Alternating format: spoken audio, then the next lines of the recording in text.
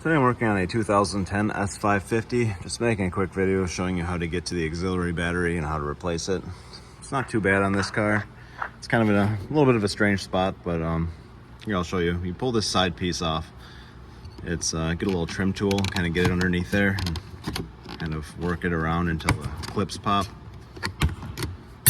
And then you can pop that right off, pull it back.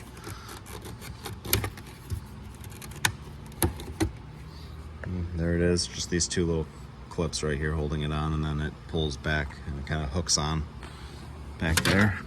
Then you take a T25 and you pull this screw and this screw off, and then this whole full fuse box you can kind of take and by its harness and kind of move it down here out of the way. And then the only other screw you're going to want to do right here is this one, this 10 millimeter bolt right here. So I'm gonna take this screw, T25s, and then this 10 millimeter bolt off. All right, with those three screws off, like I said, this thing just kind of pulls right off there, and then kind of move it down out of the way best you can.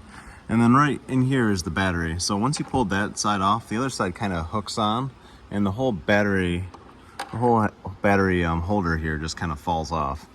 So you can reach your hand in there, and obviously it's easier to do if you pull all this trim panels down, but you can reach your arm up in there just like this and disconnect the positive and negative and just slide the battery right out the back side of this bracket here. It's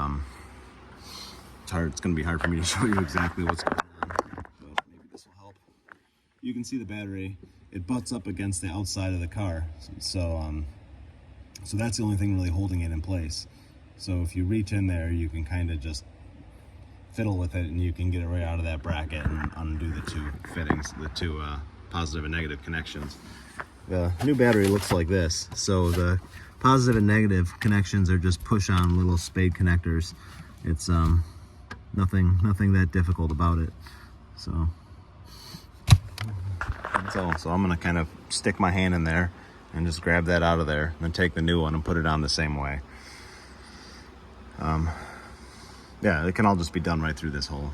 You know, obviously, if you have huge hands, you're gonna, and you can't get in there, you're gonna want to pull all this stuff apart. But or even pulling this lower trim panel sometimes helps. I've done that before, in a pinch, if things get weird in there. But normally, I can just grab them right through here. So that's all. So that's where it's at.